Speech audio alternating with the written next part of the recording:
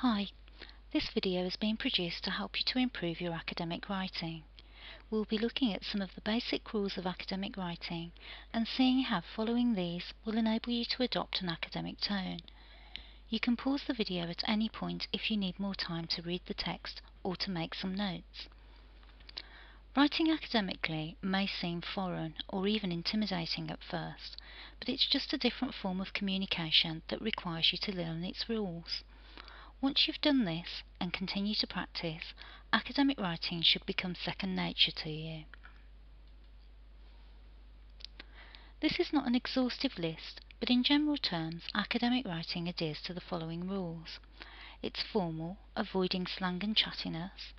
It's clear and concise.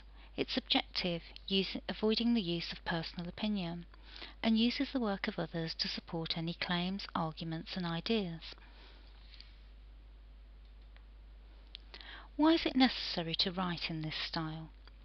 The purpose of academic writing is to inform, so it makes sense to adopt a formal tone to ensure clarity in your writing, enabling all readers to understand what you've written. You're now addressing your work to the academic community, and just as certain social occasions call for formal dress, certain reading audiences require formal writing. Think of yourself as a newcomer to this community on your best behaviour. It would be inappropriate for you to address the audience as you would a close friend.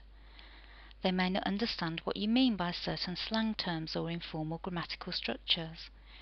Using these will just make it difficult to achieve the purpose of your writing, which is to inform and to be understood.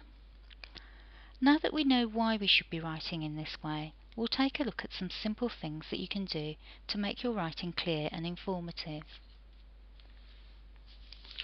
Colloquialisms, slang and idioms, which are expressions with unclear meaning, are all types of informal language which are common to everyday speech. As we've mentioned before, academic English is formal and avoids slang and chattiness.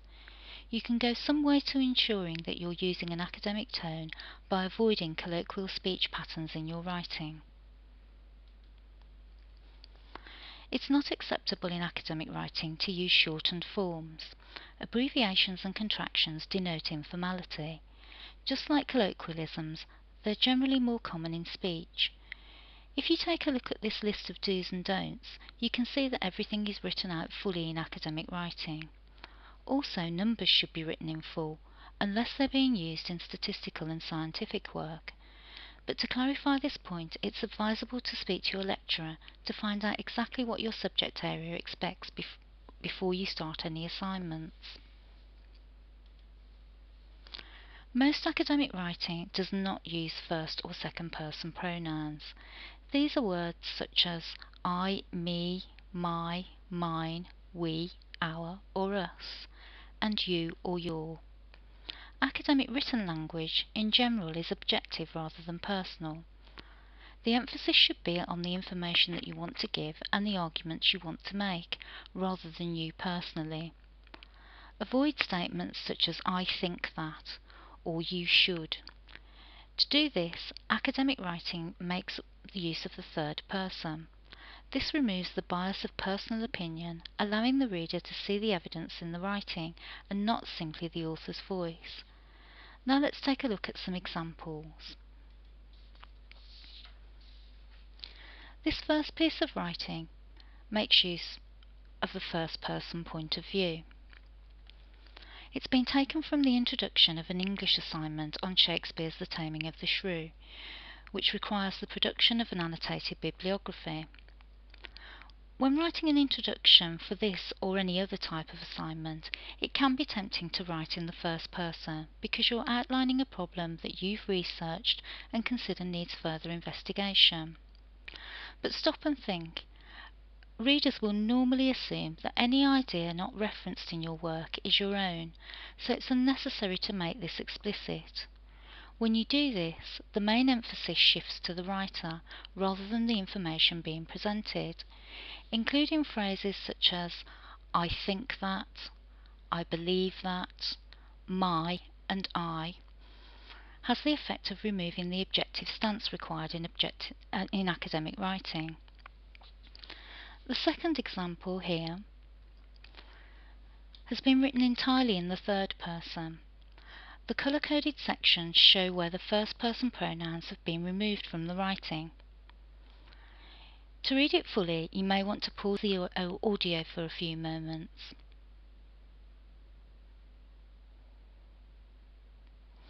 As you can see, the emphasis has now shifted back to the information being presented, and it becomes a much more objective piece of work, which doesn't display personal opinion. There is one exception where writing in the first person is allowed. This occurs when you are asked to self-reflect or evaluate your own experience in an assignment. In this situation, it would be almost impossible not to use the first person.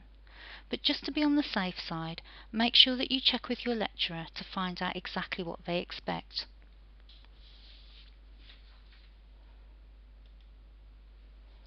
You also need to be careful with your word choices. Academic writing expresses ideas clearly and concisely. This means removing words that are unclear and could have different meanings for different people. Words such as nice, great, usual, natural should be replaced by words that give specific definition. As the writer, it's your responsibility to make your intentions clear to the reader. If we take a look at this example here, Salman Rushdie's novel Midnight's Children is really great. Many people feel that this is due to its unusual and somewhat confusing style of writing. Using words such as really great, unusual, and somewhat confusing don't really make the point of the sentences explicit. When you read this, you're left with questions such as, why is this book really great? Who says so? And what is it that makes this writing style unusual and maybe confusing for some people? The fact is that these two sentences are so vague that they add nothing in the way of concrete information to this work. To clarify your intentions, it's not necessary to use an excessive amount of words, as this example shows.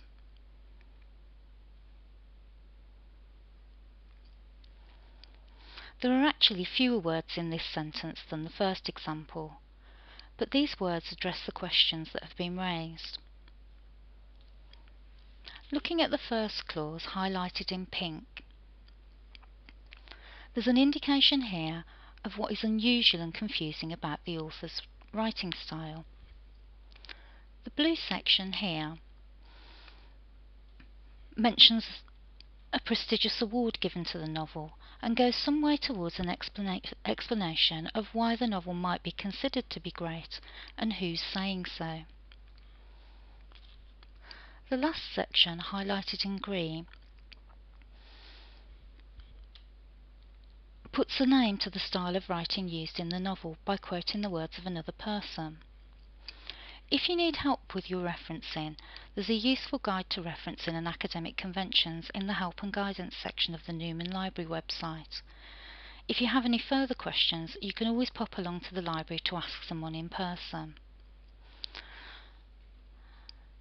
But if we look at this section again, using a reference here adds more authority to the statement, as it's moved beyond personal opinion and shows that there's been some reading around the subject to support any claims made.